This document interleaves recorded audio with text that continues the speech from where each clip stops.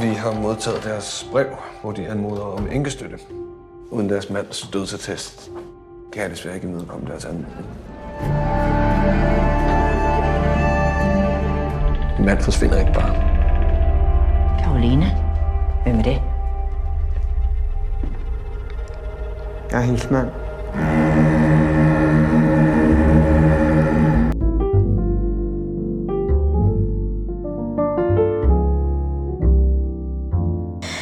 Gente, eu vou falar de um filme que também está concorrendo à categoria de melhor filme internacional, aí junto com Ainda Estou Aqui, com Flow, que eu falei há pouco, Emília Pérez, que a gente já falou também.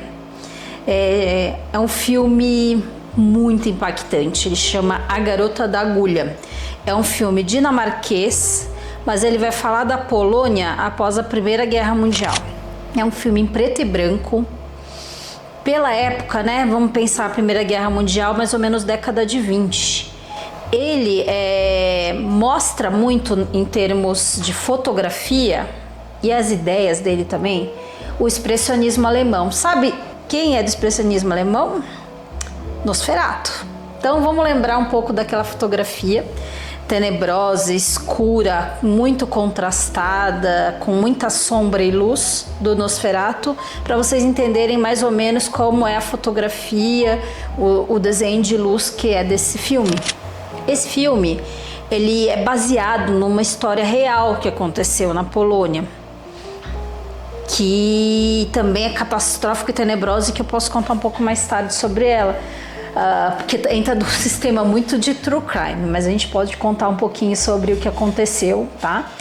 Mas ele tem muita inspiração em duas coisas aí, além do expressionismo alemão. Para mim, ele tem uma inspiração muito evidente no surrealismo. Então, nele, eu encontro muito do David Lynch, que é um autor que nós falamos também há pouco tempo atrás, mas não do filme que eu falei sobre Rabbits, mas de dois filmes do início da carreira do David Lynch, inclusive em preto e branco, tá? O Homem-Elefante e Eraserhead. Tem muito desses filmes, muito. De uma maneira menos surrealista, mas um pouco, mas muito dentro dele, assim, uma série de questões que tem nesse filme. E um outro autor, que a hora que eu bati na minha cabeça veio imediatamente, é o Luis Buñuel, que também é um autor do surrealismo, clássico inclusive, né? Da época mesmo do surrealismo, e que me lembrou algumas cenas muito um filme chamado Cão Andaluz, que é um clássico aí do Luis Buñuel.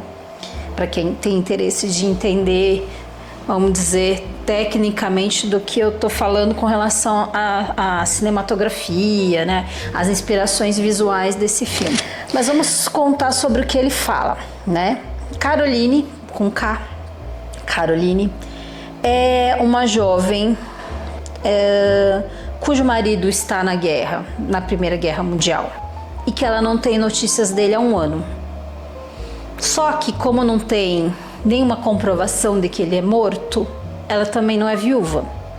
Então ela está passando extrema dificuldade financeira porque ela é sozinha, não tem o marido para apoiar financeiramente e também não pode receber nenhuma ajuda por ser viúva porque não tem um atestado de óbito desse homem. Então ela só está vivendo no sofrimento financeiro, sem nenhuma notícia do marido. Ela escreve para o marido todo mês, o marido não responde. Então assim, ela acha que ele faleceu. Ela inclusive vai pedir uma ajuda viúva, né, viuvez. Mas ela não tem direito porque não tem um atestado de óbito. E esse cara não responde, então para ela está viúva.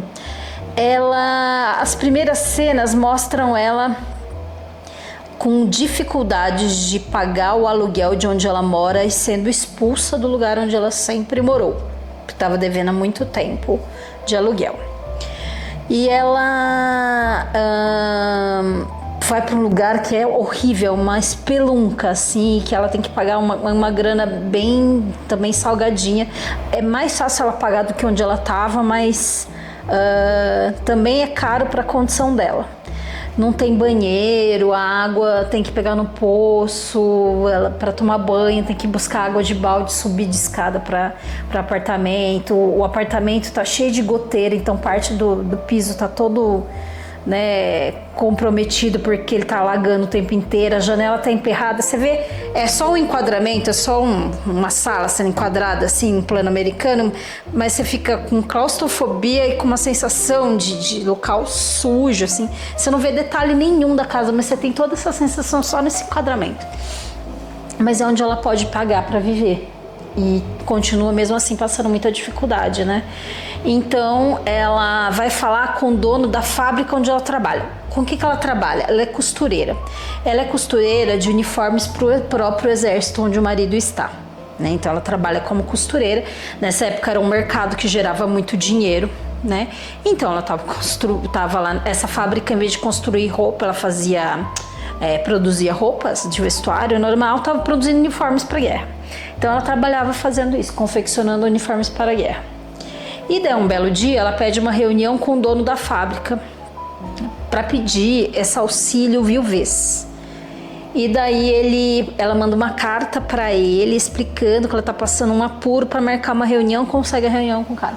Daí o cara vai conversar com ela, fala: olha, eu fiquei muito tocado pela tua história aqui, pelas tuas dificuldades e tal, mas eu não posso te dar um auxílio viuvez porque você não tem um atestado de óbito do teu marido. Mas eu vou fazer questão de perguntar para pessoas que são influentes para ver se elas conseguem alguma informação do teu marido, né, para te ajudar. E fica por isso mesmo. Passa um tempo, ele marca com ela um encontro num parque. E daí ele fala: olha, a gente procurou por tudo esse teu marido, assim, ninguém tem informação se ele tá vivo, se ele tá morto, mas normalmente quando a gente não tem informação é que morreu. Mas também não posso fazer nada. O que eu posso é oferecer meu ombro amigo, né? Daí nessa hora que ele oferece o ombro amigo, eles passam a se relacionar, né? E ela acaba engravidando dele, sem estar casada com ele, não tão firmados como namorados e tal, mas ela engravida dele, vivendo essa condição horrível. Ela tá grávida de um cara. Daí que acontece que ela tá lá, grávida, trabalhando na fábrica, encontrando com ele em segredo, etc. Um belo dia, ela vai entrar na fábrica, alguém grita pra ela do outro lado da rua, e quem tá do outro lado da rua é o marido dela. O marido voltou. A guerra tinha acabado e tal. A fábrica ia voltar a fazer roupas normais, né? De tecido macio, não uniforme de guerra. Mas o marido tá de volta. E o marido volta com uma máscara que cobre metade do rosto e a boca inteira. Uma máscara meio do Fantasma da Ópera, só que cobre a boca também. E daí ela fica surpresa, chama ele pra ir na casa dela, ele vai pra lá na casa dela, e daí ele fica comendo escondido dela, atrás da máscara, né? A gente não vê o que aconteceu com o rosto dele o tempo inteiro. E daí ela fala: olha, vou ser bem honesta com você, eu fiquei 1 ano te mandando carta, você não me respondia. Você recebeu minhas cartas? Recebi. Por que você não me respondeu? Eu não conseguia responder, me desculpe, mas agora eu tô de volta e tal. Ela falou: olha, minha vida mudou, eu conheci outro homem, eu tô grávida e eu não quero continuar com você, né? Você me ignorou aí 1 ano, eu achando que você tava morto, passando dificuldade aqui e tal. Expulsa o cara da casa dela. E daí ela tá lá na fábrica, um belo dia vai falar com o cara, chamar na chincha, né? Fala: tô grávida, né? Você não é casado, nada, vamos casar. Daí ele, que é bem bananão assim, ele fala: tá bom, vai, então vamos casar. Só que daí ela é apresentada pra sogra dela. A sogra dela, no primeiro dia que conhece, fala assim: vamos lá trocar uma ideia só de mulheres, só nós duas. Daí quando entra na sala que tá só ela e a sogra, tá um médico. Falou: quero ver mesmo, você tá grávida, inventou essa história aí pra dizer que tá grávida do meu filho. Daí o cara examina ela nessa sala. E o cara fala: não, ela tá grávida sim. Não dá pra abortar não, nessa idade já não dá mais pra abortar não, tá? Não vai ter jeito. E daí a mulher dá uma pressionada então de outra maneira. Ela chama o filho dela e fala assim: bom, quer casar? Beleza. Quer ter esse filho? Beleza. Mas não na minha casa e não com o meu dinheiro. Você escolher isso, você vai pra rua. Resolva aí tua vida. E daí o cara, que é um bundão mesmo, né? não assume nada e larga a mulher. E, além de tudo, demite ela. Então ela tá grávida, abandonou o marido dela, né? Que agora não quer saber mais do marido dela. E desempregada. Situação horrível. Daí o que ela decide fazer? Ela, durante todo o filme, mostra ela fazendo tricô, né? Ela é costureira, faz tricô. Daí tem uma hora, ela decide que vai tomar um banho nos banhos públicos, né? Que eu falei que na casa dela não tem banheiro, lembra? Que ela tem que pegar água e tomar na casa dela lá como pode. Ela vai num desses banheiros públicos, que são lugares que você pode tomar banho, você paga para tomar banho num lugar desse, vai, vamos dizer assim. Tinha muito desses lugares antes, né? A gente conhece muito pelas histórias da Grécia, você já viu aqueles banheiros enormes em que as pessoas iam tomar banho juntas e tal. Então ela vai para um desses banheiros públicos, entra numa banheira, pega a agulha de tricô, uma coisa que eu acho que talvez para o europeu seja muito chocante, tá? Mas no Brasil esse é um método de abortamento extremamente conhecido. Ela pega a agulha de tricô e cutuca bastante o útero para causar um abortamento. Ela tem muito sangramento, mas ela não aborta a criança. Só que ela passa muito mal, né? Que ela perde muito sangue, ela dá uma desmaiada. E ela é salva uma pessoa que chama Dagmar. A Dagmar é uma senhora mais velha, que tá lá com uma menininha pequena, que ela diz que é filha dela. E ela fala pra ela: não, por que você fez disso? Não é possível, você tá bem? Daí a mulher falou: não, eu tô bem. Não, quem tá bem não faz uma coisa dessa de tentar matar o próprio filho e se matar. Porque ela tentou fazer o abortamento com a agulha e depois ela tentou se afogar na banheira. Enfim, mas dessa mulher conseguiu ajudar ela antes. Daí ela fala assim: olha, deixa eu te falar, existe outra maneira de resolver, que não precisa fazer esse abortamento do teu filho. Eu recebo crianças indesejadas por um pequeno valor, ganho um dinheiro, vocês me dão um dinheiro para eu receber essa criança e eu consigo famílias excelentes para elas, porque essas crianças aí, tem muita família que não consegue ter filho, eu consigo resolver esse problema, né? Ela faz um bom tráficozinho aí ilegal de crianças, né? E ia falar: ó, quando você tiver esse filho, quando o seu filho nascer, você me procura, leva lá pra mim essa criança aí que eu dou um jeito com ela. Tem uma taxazinha que você tem que me pagar, mas eu dou um jeito nessa criança. Enfim, ela fica grávida, segue a gravidez, né? Ela vai continuar a ter a gestação e tal, muito frustrada que tá acontecendo tudo aquilo. Um dia ela viu um cartaz do marido dela naquele Circus Freak, né? Que tem aberrações, mulher barbada, anão, aquelas coisas tal. E o marido dela tá com uma das aberrações do circo. E ela vai assistir ele. E daí a aberração você foi pra guerra? Não, né? Você ficou em casa tomando sua cervejinha e tal, enquanto tinha alguns de nós que estavam lá na guerra e sofreu horrores na guerra. E daí o papel desse cara no circo é simplesmente mostrar o rosto, que é horroroso e completamente o Homem-Elefante, que é esse filme do David Lynch, em que tem esse circo de horrores e tal, as pessoas que são diferentes consideradas como freak, né? Então ele é um freak por simplesmente ser uma pessoa que foi lesionada na guerra. Ele não tem um olho, ele não tem metade do rosto, é todo disforme, ele não tem o nariz, a boca dele não existe mais, né? Por isso que ele ficava comendo atrás da máscara, porque ele põe as coisas na boca e cai, porque ele não tem mais boca, né? Ele não tem mais... Enfim, aparece o rosto dele inteiro todo deformado.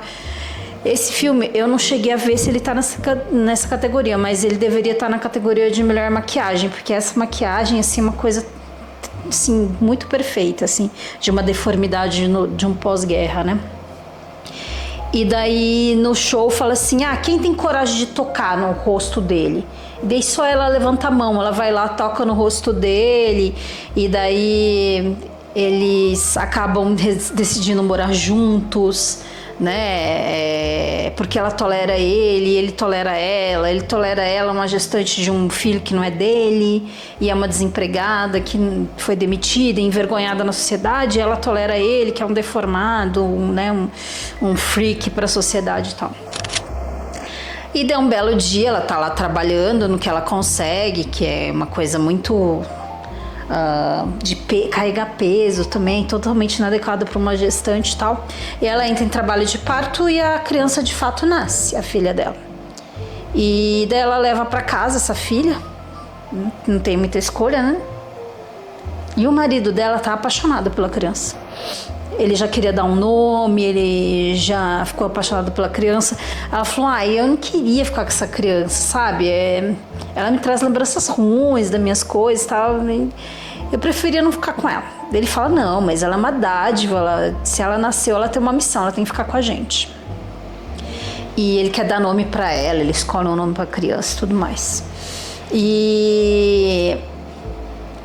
Só que ela fala, não, vamos ter o nosso filho então, o nosso, meu e seu. E daí ele fala, eu não posso mais. Que também não mostra, né? Mas provavelmente também uma das outras lesões que ele sofreu na guerra o impediu de ter filhos. E deu um belo dia, ele chega em casa com um bercinho para bebê e ela fugiu com a bebê, foi levar lá nessa Dagmar, a filhinha dela. E a Dagmar recebe a filhinha dela, ela tem um dinheiro para pagar, ela paga parte do dinheiro, não tem o dinheiro todo, mas ela paga, ela dá a bebezinha para a Dagmar fala assim, não, é triste, mas você fez a escolha certa, você tá certa, tal, essa criança vai agora para uma família muito boa, ela vai ser filha de um médico, um advogado, ela vai ter uma vida boa, enfim, fica segura. Daí ela vai embora e deixa o bebê lá com essa mulher. Passam uns dias, ela fica um pouco arrependida, acho, do que ela fez. Ela não ia pegar a filha de volta, mas ela falou assim, eu voltei, sabe o que é? Eu queria amamentar minha filha, né? Já que ela tá aí com você, né, tal. Ela falou, não, a criança já foi embora, já foi. Já foi para uma família, não tá mais aqui não. E daí, ela tá passando todas essas coisas de privação, ela não tem para onde ir, porque lá na casa dela ela fugiu, largou o marido lá por conta dele querer ficar com a filha e etc. Ela, várias vezes no filme ela dá uma ignorada nele, assim, é bem triste como ele volta para ela. Isso também não é muito falado no filme. Eles falam das questões dessa mulher, sempre que eu ouço comentários desse filme, eles falam dessa condição dessa mulher, mas não falam da condição de toda vez ela ignorar ele pela condição que ele tem. Toda hora ela vai, busca ele, larga ele, vai lá buscar ele volta para ela, larga ele. Assim, achei com essa condição também desgraçada dele. Ela fala para essa mulher, olha, você sempre recebe bebês aqui na tua casa, né, que estão precisando ser aleitados até conseguir uma família, e eu ainda tenho leite, então eu gostaria de trabalhar para você. Eu ficaria aqui, trabalharia aqui nessa sua loja, e toda vez que chegar alguém com um bebezinho para até conseguir uma família, eu posso amamentar ele. E daí não é todo dia que a mulher vai receber bebês, né? Então o que ela faz? Ela fala pra Caroline para amamentar a filhinha dela de 7 anos. Já é bem surreal isso. Todo dia ela, para tirar o leite, ela põe a filhinha dela de 7 anos para mamar na mulher. Enfim, chegam outros bebês na casa. Logo depois ela fica um pouco com o bebê, logo depois esse bebê some, quer dizer que essa mulher conseguiu um lar. Um belo dia ela pega um bebê e deixa o bebê mais tempo com a mulher. Fala, vamos segurar esse bebezinho aqui com você, daqui a pouco a gente procura uma família. E a menina começa a amamentar esse bebê e começa a pegar o bebê. Só que um dia ela fala que o namorado da Dagmar, que é essa mulher aí que tá morando com ela, tá olhando muito pra ela, que ela tem um pouco de medo dele, assim, que ele esteja com vontade de se aproximar dela, sabe? E a Dagmar fica com muita raiva dela. E daí ela pega esse bebê e some com o bebê, né? Ela vai, em princípio, levar para a família nova. E a Caroline fica desesperada, porque agora ela tá pegada do bebê. Ela, não, mas eu não quero que leve esse bebê embora, eu quero ficar com ele aqui. E ela vai atrás da Dagmar para saber que família que vai receber essa criança, né? Ela segue a Dagmar pela cidade, numa hora ela chega num becozinho e com o bebê. Daí ela solta os braços e o bebê some. E ela volta sem o bebê. Daí a Caroline vai chegar lá nesse lugar onde ela deixou o bebê. E a hora que ela olha pro chão, tem um buraco que cai no rio. Ou seja, ela não doou esse bebê pra ninguém. Ela matou o bebê e jogou no rio. E daí ela descobre que a Dagmar fez exatamente o mesmo com a filha dela. E que ela faz isso com todos os bebês que ela pega. Ela ganha o dinheiro para receber as crianças e ela mata todas as crianças. E daí tem a parte interessante da história. Essa Dagmar é uma personagem histórica que existiu, chamava Dagmar Overbeach. E ela foi uma serial killer desta época da Polônia, de bebês. Ela conta que desapareceu com cerca de 16 bebês na época, mas pode ser que tenham sido muitos mais. E ela realmente passou por um julgamento, e no filme aparece o julgamento dela, né? Que ela é levada a julgamento, e ela fala que ela faz o que as mulheres gostariam de ter feito, através do abortamento, ou logo depois que o bebê nasceu, mas não tem coragem. Então que ela é uma heroína, e não que ela é uma assassina. E todo mundo continua chamando ela de assassina, porque tudo isso é muito brutal e tal. E essa mulher, realmente, essa Dagmar que existiu e tem este nome, ela foi... ela recebeu uma pena de prisão perpétua. Né? Então realmente ela existiu, esse personagem. Numa cena, um pouco antes desse julgamento, ela ensina a Caroline a matar bebês. Fala, não, você também consegue, é só você segurar muito forte, como quem não quer soltar, e o neném sufoca, ela faz a Caroline matar um bebê. A Caroline não volta a fazer mais isso, ela inclusive vai embora. Ela vai atrás do marido dela de novo, na verdade, né? Que é o que eu falei, ela aproxima e distancia do marido. E essa vez ela foi atrás do marido porque era conveniente, ele morava no circo, né? Então, se ela fosse morar com ele no circo, ela ia sumir.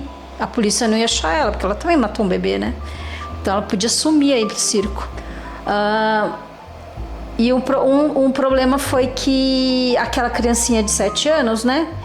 Que a Dagmar fala que é filha dela, mas ela não tem nenhuma comprovação que a filha não é dela ou não é dela, vai pro orfanato. E ela ficou sem filho, ela não pode ter filho com esse marido dela, e tem essa criança que se apegou muito a ela, que tá no orfanato. Ela vai adotar essa criança, ela vai adotar essa criancinha no orfanato, né?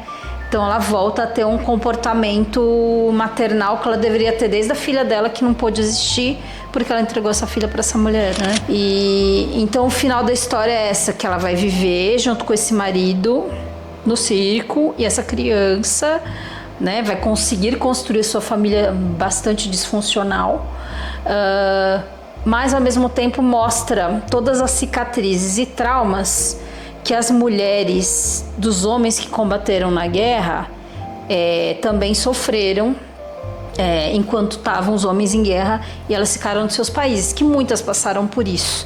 Não sei se a grande maioria teve outros relacionamentos e engravidou e passou pela mesma dificuldade da Caroline, mas essa história de que as mulheres ficaram sozinhas, tendo que se manter sem recursos, sem apoio, né? Sendo viúvas de um marido vivo que não se tem notícias e sem ter como sobreviver, foi muito comum, né? Essa dificuldade de lidar com a maternagem depois de um estupro ou uma gravidez indesejada também é um tema daquele momento, mas um tema atual muito comum, né? De como é a maternidade, das dificuldades da maternidade, da frustração da maternidade, de como isso é orgânico também nas mulheres, né? Acho que isso é um tema que é muito aparente nesse filme, contado de uma maneira bastante surrealista. É um filme muito bonito, com inspirações bastante surrealistas, que me agradam muito, né? Eu já falei aqui do David Lynch, quanto me agrada esse tipo de filme que ele faz. E que está concorrendo ao Oscar de melhor filme internacional. Não acho que vou levar esse ano. Tem bastante filmes na concorrência que tem mais chances, mas vale a pena assistir. Ele está no MUBI, que é uma plataforma de filmes diferentes, né? Tá disponível no MUBI e eu acho que merece você assistir.